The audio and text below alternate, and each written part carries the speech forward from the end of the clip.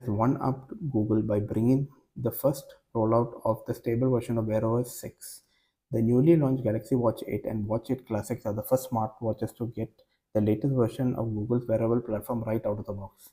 While Google is launching the first developer preview of Wear OS 6, the final version has yet to arrive on Pixel watches. Google said this will be happening in the coming months, but there is no clear answer but when Pixel watch owners will get the stable update. Samsung is skipping the wait with the new Galaxy Watch 8 lineup running the One UI Watch 8 based on Wear OS 6. While what this exactly means in terms of features is not known, in the developer preview of Wear OS 6, there is new design upgrades thanks to the new Material 3 expressive language. Wear OS 6 is full of curved button, fluid animation, bigger quick action icons, and dynamic theming system that matches your watch interface with your chosen watch face.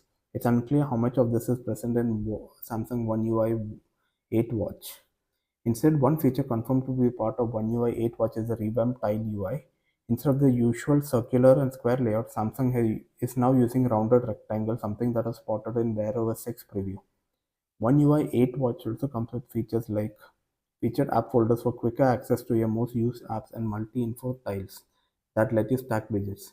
Samsung tends to customize Wear OS with its One UI watch layers.